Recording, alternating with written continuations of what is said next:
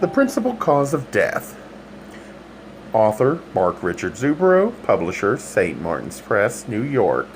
Narrator Eric Aust. For Michael in learning the meaning of friendship. Acknowledgements. For their invaluable assistance, I wish to thank Mike Kushner, Peg Panzer, Rick Paul, and Kathy Pekasarid.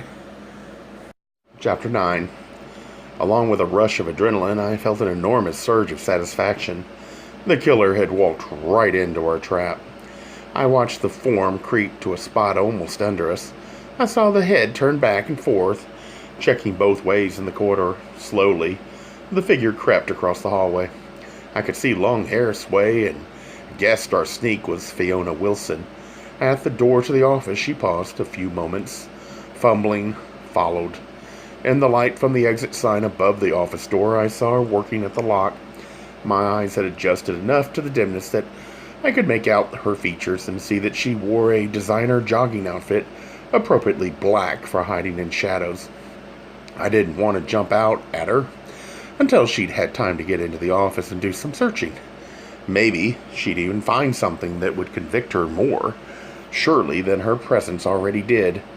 I heard a soft click. The office door swung open and she tiptoed inside. I watched her flick on a flashlight. It shone briefly. She inched her way to the file cabinet I had examined earlier, eased it open, and placed her flashlight so it shone only a narrow beam of light toward what she was reading. I motioned to Scott. He put his ear next to my mouth. I said, "Let's move out." His soft footfall hit the tiled floor at the same moment. I thought I heard another noise. I glanced quickly toward Fiona. She continued to peruse the files. I inspected the corridor in both directions.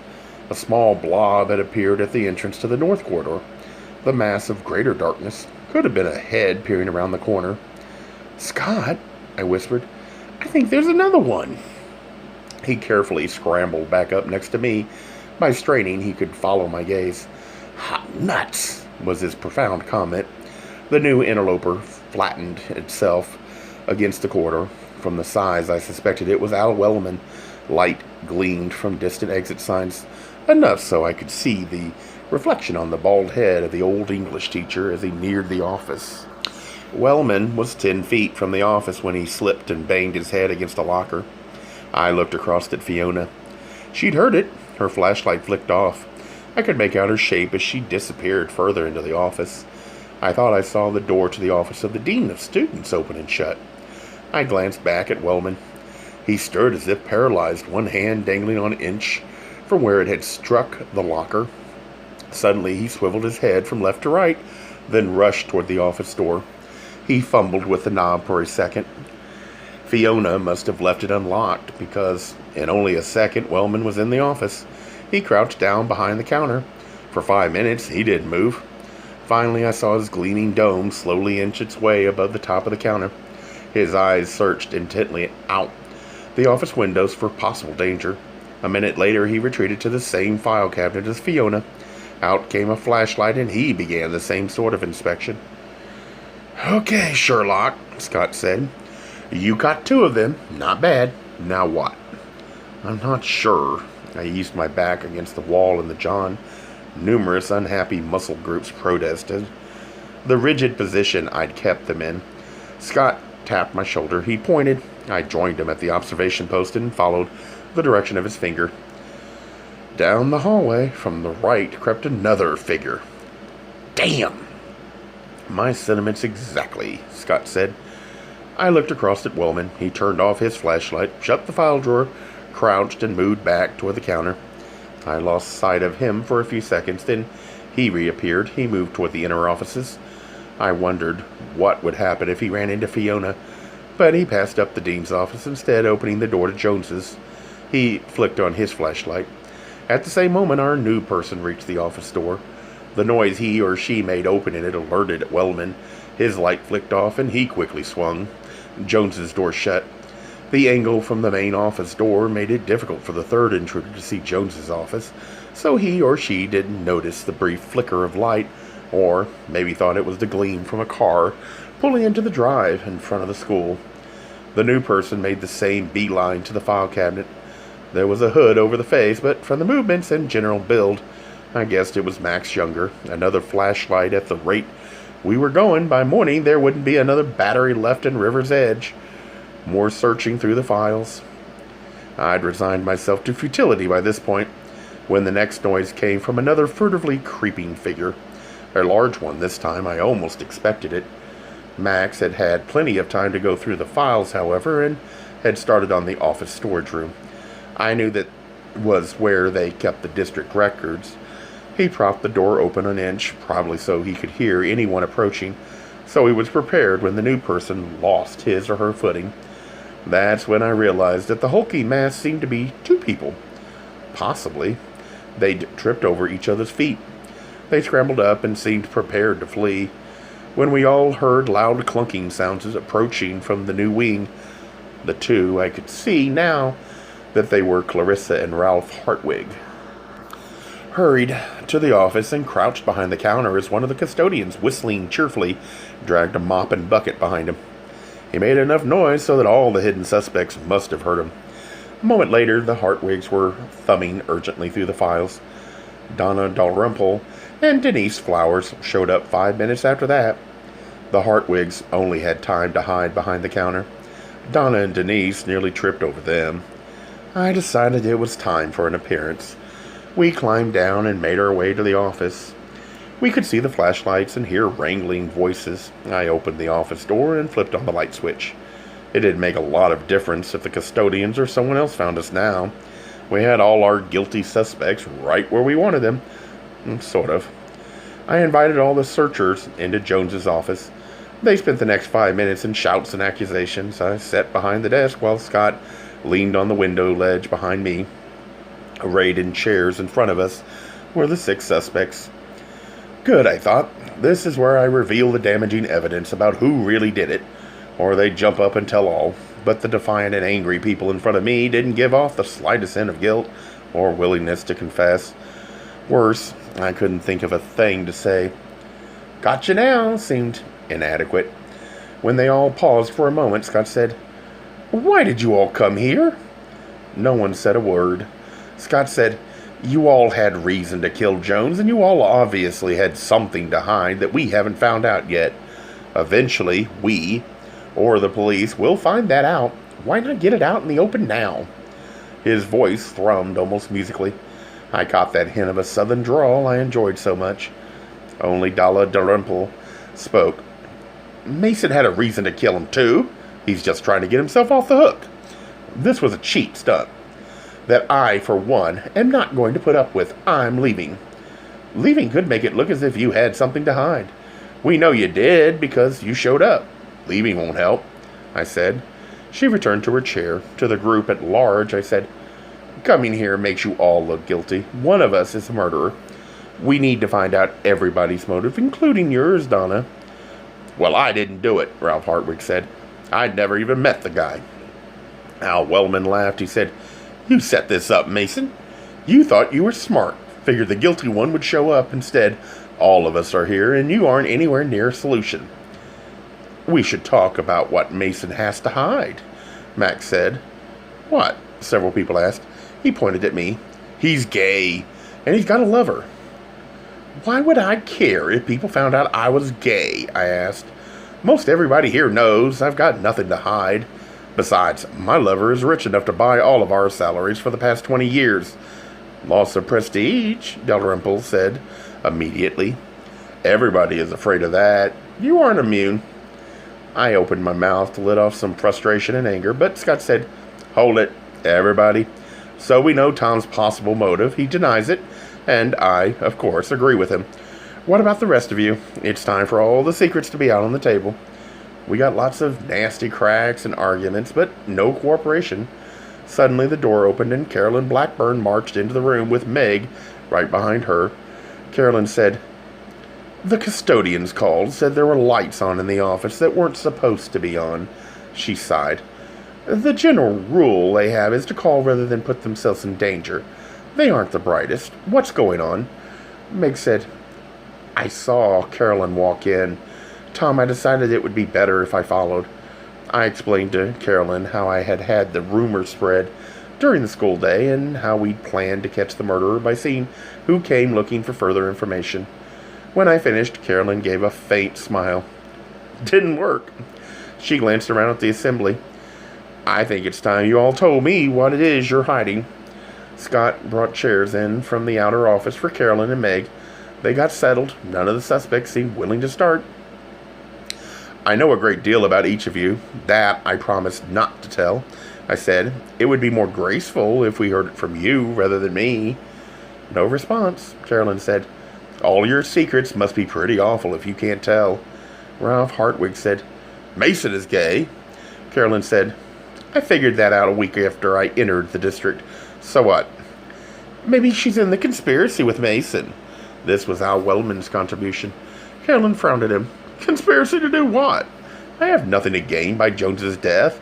I was in a meeting for one that afternoon until after 7 with all the state legislators who have constituencies in the school district. Max Younger said, I think one thing is clear. Whatever Jones knew, he didn't tell Carolyn Blackburn. We can all breathe easier. If she knew something, she'd tell us now. Carolyn said, I don't know anything. Is there something for me to know? I said, yes. She looked at each of them in turn, then back at me. Obviously, no one is going to tell.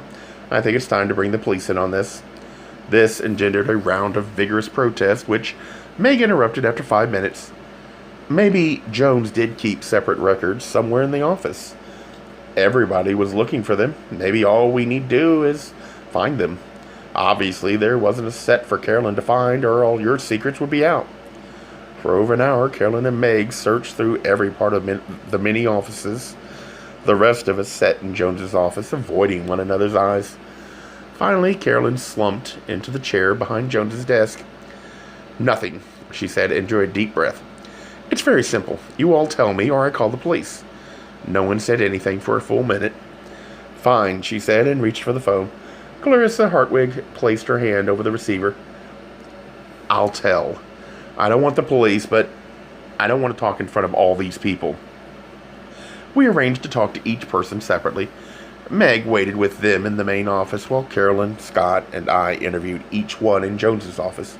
Clarissa told Carolyn about her awful evaluations and Jones's warning that he would tell her supervisor. I came back tonight because I was afraid he'd already written the letter. I knew my supervisor hadn't gotten it after I heard the rumors today. I had to give it a try. I could have lost my whole career. Carolyn said, You'll be evaluated again. Clarissa said, You mean I'll have a chance? You'll be evaluated fairly like anyone else, Carolyn said. If it turns out Jones was right, the report will reflect that. The young woman slumped in her chair. Carolyn explained to each of the reluctant others. It's me or the police. Mason already knows you'd make good murder suspects. He'll be made to tell all he's found out. I can minimize the scandal here and now, but not if the police are called in. In fact, I promise to do what I can to protect you. One by one, they talked. Max confessed that one of the kids he'd sent to the Paradise Agency this summer had disappeared in Hong Kong and hadn't been heard from in 3 months. Jones had found out Fiona had been making anonymous calls to Jones's wife, saying he was cheating on her. Jones had a tap put on his phone and had caught her. Al Wellman confessed to trying to increase his pension. He attempted to have the district bookkeeper report his income higher than it was. The bookkeeper had reported this to Jones. Denise Flowers said that since she knew she was going to be fired, she'd started flouting any rules she could. Jones claimed he had documented each instance, and he had told her he would fire her immediately if she committed another insubordinate act. It took nearly half an hour to get the information out of Donna Dalrymple. Carolyn worked on the fact that Donna's presence was an admission of guilt. Finally, Donna admitted that Jones had caught her with another student, besides Bluefield. When Donna finished, Carolyn called all of them back into the office and addressed them. I'll help each of you as much as I can, but only if I get 5 resignations in my office first thing in the morning. Clarissa will get another chance, as I said. I'll check the legal aspects of all of this tonight. Most of you will probably be allowed to finish out this year, but that will be all. She got only a few squawks of protest at this. Moments later, they trudged dispiritedly out the door. Meg, Carolyn, Scott, and I sat and stared at their empty chairs for a few minutes. Finally, Scott said, "We didn't get any closer to finding the murderer." "I can't believe everything they told us," Carolyn said. "I feel almost obliged to tell the cops. But it's going to be bad enough for them to lose their jobs. Only one of them is a murderer." "Maybe they were all in it together," Scott said.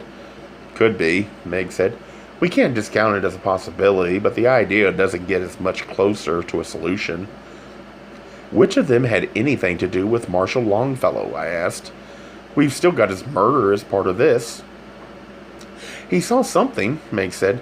"That's the only thing that makes sense. He knew something and had to die. My guess is he saw someone and possibly could identify the killer." "Maybe he didn't know he knew," I said. We speculated on various possibilities for half an hour, but got nowhere. At one point I asked, "How come none of them notice the other people's cars here in the parking lot and get suspicious?" Carolyn said, "None of them were good friends. I doubt they'd know what kind of cars the others drove. We have 3 different lots. There's always cars in all of them much later than this for some activity or other." We called it a night. Scott and I had left the car in the west parking lot. Meg and Carolyn were parked in the north lot. We parted at the front hall of the school. I needed to retrieve my briefcase from my classroom. Scott and I walked down the corridors. He patted my shoulder and said, "Don't be discouraged. You had the right idea." I shrugged. We walked mostly in darkness and shadows. Only the occasional exit sign lit the way. 5 feet from my classroom, I said, "Hold it. Something's wrong. Something smells funny." It was an odd, out-of-place smell in this wing of the school. You get the smell of musty sweat, chalk, old wood, and an almost comfortable blankness. A blob of greater darkness emerged from the recess of the door next to that of my room. "Hold it right there," a harsh voice commanded. A far light let me see the gleam of a gun. A moment later, the side of the face caught the light. I recognized the senior Bluefield. He jerked the gun at us. "In the room," he ordered. I knew we were too far from any of the others in the building for them to hear and come to our rescue. The custodians usually clean this end of the building first. We wouldn't be disturbed. Bluefield wore black jeans and a black sweatshirt. He tied his long blonde hair in a ponytail. "Sit in the chairs in the back," he ordered. We sat. He kept the lights off. Dappled light streamed into the room through the unfallen leaves of the trees outside my classroom window. The lights and shadows swayed as the wind played among the foliage. Outdoors, Bluefield shoved desks aside. Soon we set a 2-desk island a few feet from the rear of the room. Even if someone passed in the hallway, they couldn't see us in the back.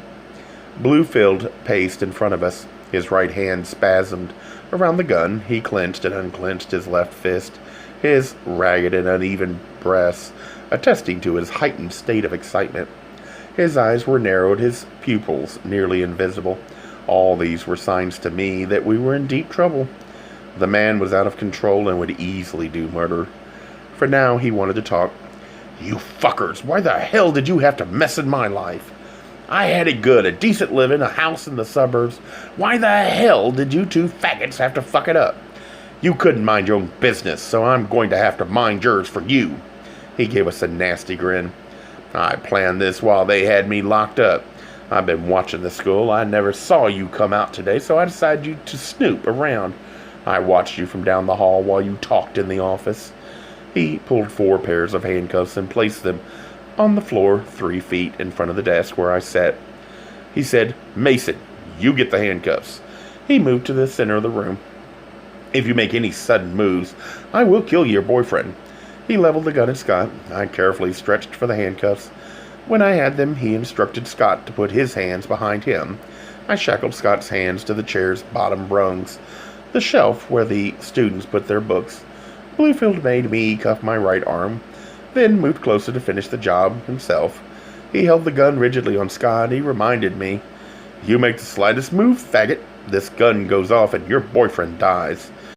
When he finished the job, Bluefield sat in the lotus position in the middle of the floor. Light from outside gleamed off the left side of his face. His half-grin disappeared in darkness. He drew a deep breath and let out a deep sigh of satisfaction. "I've been trying to get at you fags for days," he said. "You burned the house down," I said. "Yes, I wish you'd been in it. This will be better. I'll get to watch you die. I'll enjoy that. Harassing my kid was stupid, but I've planned to do this ever since you got in my way." "Your son is going to have a miserable life," Scott said. "Half the dumb shit adults said that to me when I was a kid." He laughed loud and long. "It was a joke with me and my buddies. I'd only be rotten in a few classes each year. To the others, I'd suck up and kiss ass, used to drive teachers nuts. They'd argue about me, half the staff saying I was a saint. One old faggot who thought a cute, thin, blonde kid would never do anything wrong was my biggest defender. The stupid fool. I hated him as much as the rest of them. Maybe I hated him the most. I could see him sneaking looks at my crotch in class." He laughed loud and long. "I was the class pusher and voted least likely to succeed. I bet I make more money than half of them."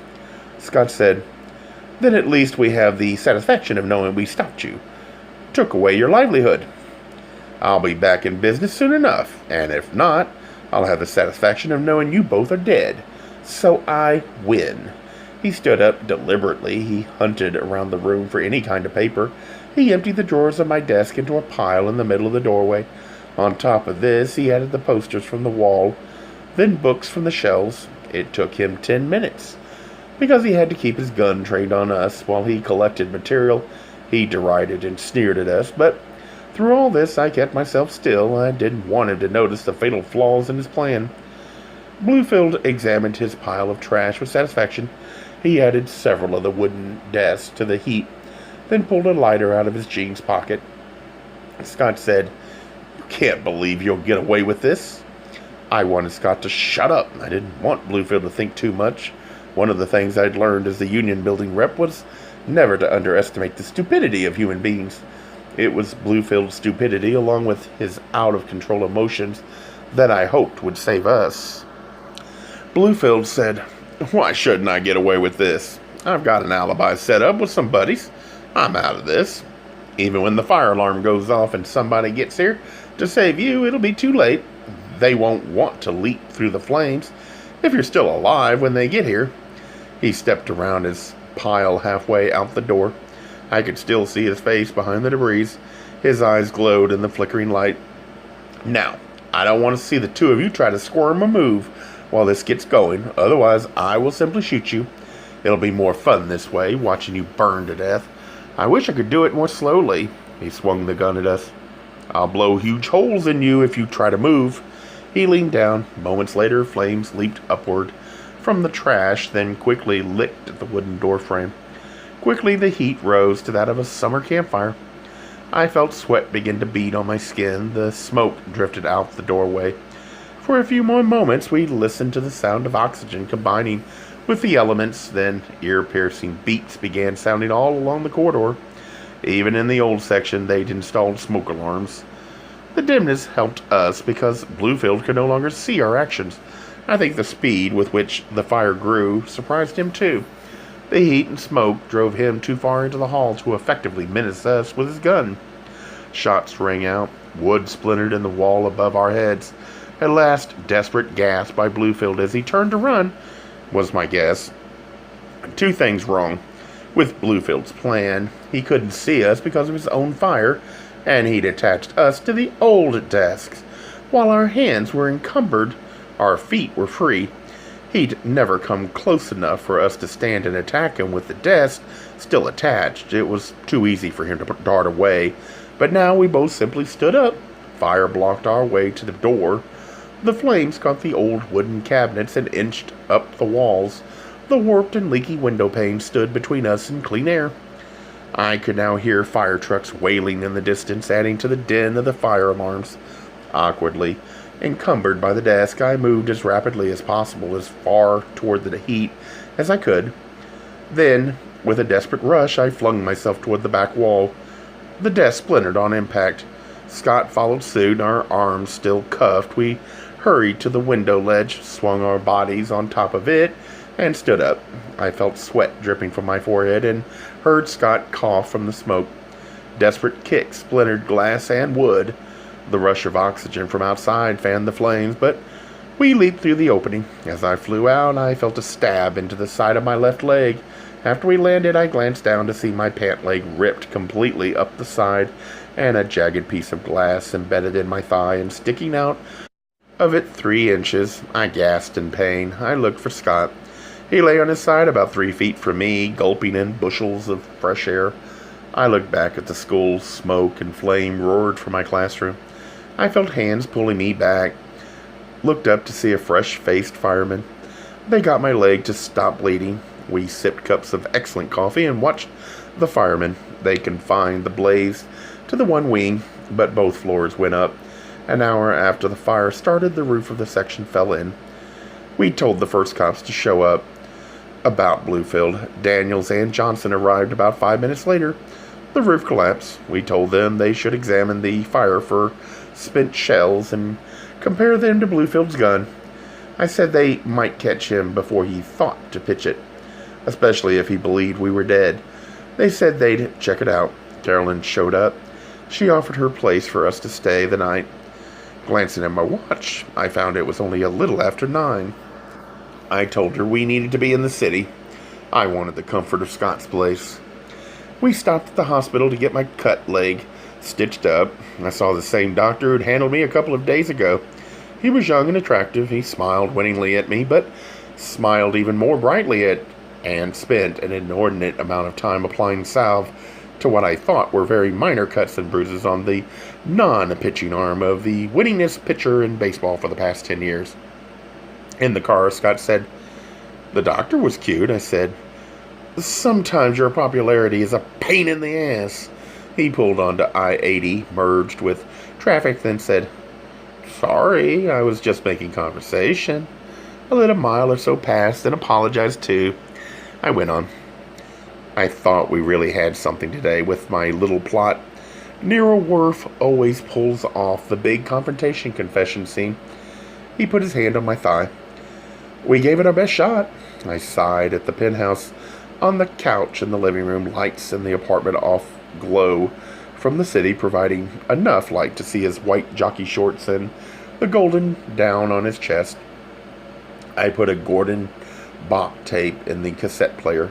Scott lay with his head in my lap. I leaned back and listened to Bok sing Saban the Woodfitter, one of the quiet classic of folk music.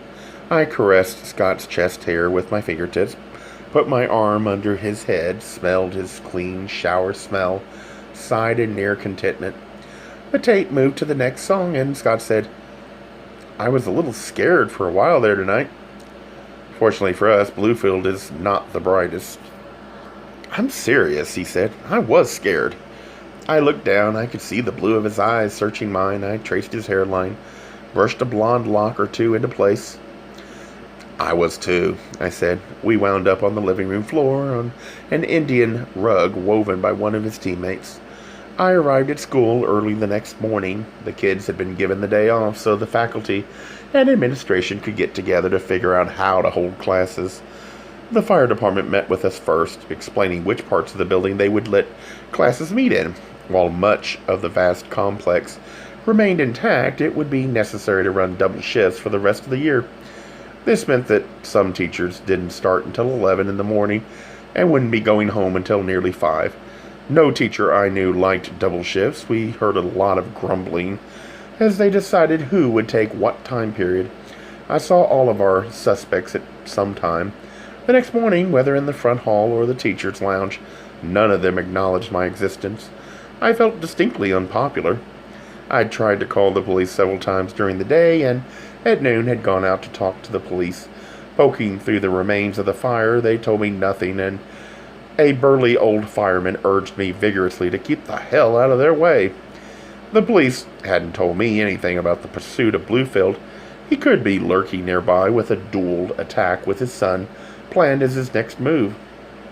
The doling out of the unburned books and materials took up the majority of the afternoon. Saying that some teachers are pack rats is as ridiculous as saying the sun will rise. I've seen teachers who save a copy of every ditto test and homework assignment they've ever given. Some never throw anything out in hopes that someday it may come in handy. Getting them to part with some of their precious materials took direct commands from heads of departments, and in one vicious dispute in the math department, Carolyn Blackburn had to step in. It was nearly 6 before I got out of the building. I spent the last hour helping referee a fight between the senior honors English teacher and Al Wellman over who would get to use the remaining copies of Great Expectations. I endured a 10-minute tirade from Al Wellman. I wanted to whap the old fool over the head with his multi-hued umbrella, today's accessory of individualism. Tired and discouraged, I strode out to my truck. I noted the glorious sunset in gorgeous colors and plodded on. I thought about northern Wisconsin in fall colors and hoped the leaves hadn't completely turned so far north. I got within 10 feet from my truck and stopped. A body detached itself from the driver's side in size and shape. It could have been Bluefield, father or son. I felt annoyance more than anything else. Maybe I could simply pound the shit out of him and be done with it. Then again, this could be the elder Bluefield and his gun. I shifted my briefcase to my left hand, freeing my right in case I needed to defend myself, and checked for the possibility of ambush or for possible help from a passerby. Lots of places to hide in the parking lot and no one around at the moment. The body moved into the light to reveal Dan. He said, "Hello, Mr. Mason." He sounded respectful and calm. The black paint of the truck gleamed in the last rays of the sun. I saw the two of us reflected in the surface. "What can I do for you, Dan?" I asked. He shuffled his feet, glanced up at me, then away. "They arrested my dad an hour ago." I grunted acknowledgement. "I'm pretty fucked up sometimes," he said. I remained silent and watchful. He finally looked at me. The side of his face that caught the light looked troubled and unhappy. "It's like sometimes I can't control myself. Sometimes I feel like I'm going to bust. Not because I'm high or angry. Just like there's something inside of me that is bigger than me." "Did you kill Mr. Jones?" I asked. He looked startled and gave me a brief smile. "No, I guess you're still in trouble because of that. I think I'm still a suspect. I didn't kill him. He was a fool, but he was friendly. A couple times I almost trusted him." He scuffled his foot on the pavement back and forth for several minutes. Silence lengthened and more shadows gathered. I waited for whatever it was he came to say. With his head still hanging down, he whispered, "I hate my dad." His whole body seemed to shudder. He stuck his hands in his pockets. I didn't know what to say, so I kept my mouth shut. He said, "You really know Scott Carpenter? You guys are really boyfriends?" "Yes." He shook his head. "I wish I'd gotten his autograph." We spent a few more minutes in silence. Only the glow of sunset remained touching the western horizon. To our east, darkness reigned. "I'm sorry," Dan said, "for all that stuff I did." I accepted his apology. We talked for a while, both leaning against the side of my truck. He made no promises about reform or change or what he wanted to do with the rest of his life. He did not break down sobbing in tears. He was a confused young adult doing a little talking. As we spoke, the parking lot emptied of cars. A few of the faculty saw us. We got some strange looks. Meg waved, but didn't come over to chat. Dan said, "What's going to happen to my dad?" "My best guess is he'll get charged with arson, probably attempted murder." "He really hated you, Mr. Mason. You're the first person I've ever known that he didn't frighten or bully into giving him his way. That's part of the reason I'm here apologizing. I wish there was something I could do to help you out." "Maybe there is," I said. He leaned up a little straighter, looking weary. "I'm not going to ask for secrets about drugs or illegal activity," I said. "I just want you to tell me everything you remember about the night of the murder, from the time you got back from the hospital until you left." The sodium arc lights in the parking lot flickered to life, giving his blonde hair a slightly reddish sheen. Dan told his story. He'd come in with Jones. They talked for a few minutes. Jones had pressed him again to get psychiatric counseling. I got mad at that. He was always bugging me about it. Maybe Jones hadn't been as much of a milquetoast with the kid as I'd thought. Dan had walked away. Georgette was still in the office when he walked out. Dan hunted for Dalrymple to talk to her, but at first he couldn't find her. He knew she usually didn't leave until late, so he hunted all over the school for her. "Who did you see?" "I found Donna." "Mrs. Dalrymple?" "We talked a few minutes. I left her and walked out. Everybody was gone. I saw the janitor, the old guy who's in charge. He seemed all excited about something." "How could you tell he was excited?" "He kept singing to himself, something about, 'I'm in the money.' I figured maybe he just won the lottery. The old fool practically danced down the hall with a cane." "He was blackmailing the killer?" I said. "Maybe he walked in on whoever did it." We talked for a while longer, but Dan remembered nothing else significant about that night. I wished him luck as he left, and I meant it. He might or might not turn his life around, but I wished him well. I turned to my truck and clambered into the seat. Because of the oversized tires, I had a panoramic view of the grounds around the school. I rode over the facade of the structure. On the third floor, in the front of the new section, a light gleamed in a lone window, third from the left on the top floor. Should have been the English department office. I started the car, wondering who was upstairs. At the edge of the parking lot, it hit me. I backed up, turned around, and parked. I entered the building through the doors near the gym. A basketball game organized by the park district with men from the community rumbled over the wooden floor. I mounted the stairs through the all-too-familiar darkened halls. I opened the door of the English office. Al Wellman sat at his desk, scribbling on a piece of paper. At the sound of the opening door, he turned. I got a wintry smile. "What's going on, Al?" I asked. "Because of you, I have to replan every one of my lessons for the next month." "I didn't set the fire, Al. But you agreed with everybody else about the distribution of books. You're just making my job harder." I sat on top of the desk next to the one he was working at. He rubbed bloodshot eyes and sighed tiredly. He said, "On days like this, I used to be able to go home and Mabel would have dinner ready and hot tea on the stove." He sighed. "I miss her." I said, "It's Wednesday, Al. Where's your cane? You bring the umbrella on Fridays." He put his red pen down.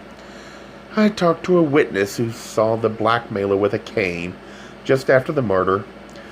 Al's right hand shook nearly uncontrollably as he tried to lift his cup of tea to his lips. "My cane's at home," he croaked. I said, "Let's go look." He shook his head.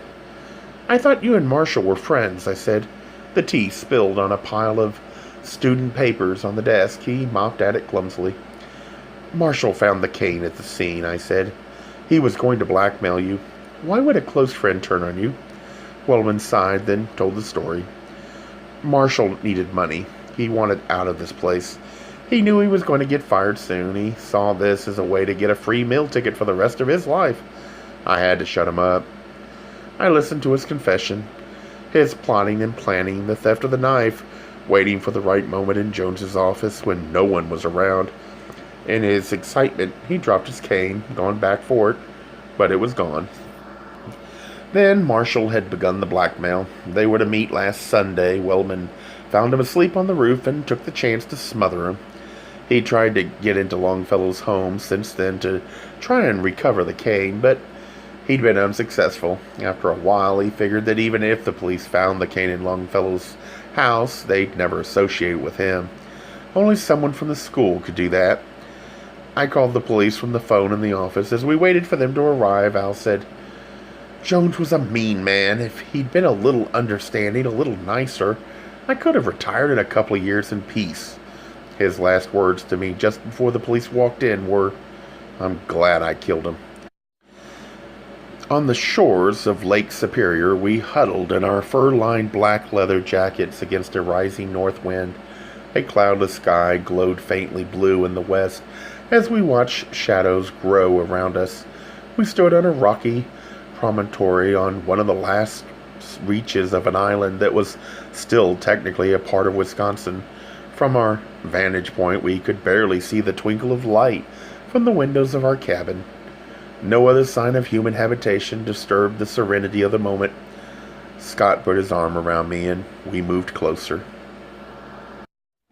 Gay Mysteries audiobooks. I think it is easy to hate a label, but a face humanizes the word. So this effort is twofold: to offer comfort to those like myself that your world didn't end because you don't fit into the view of acceptable society on both sides, and in hopes of helping those with family that are LGBTQ, that it doesn't mean we are aliens from the child they once knew. Reassure them so they can maybe be supportive at the same time, being true to their values.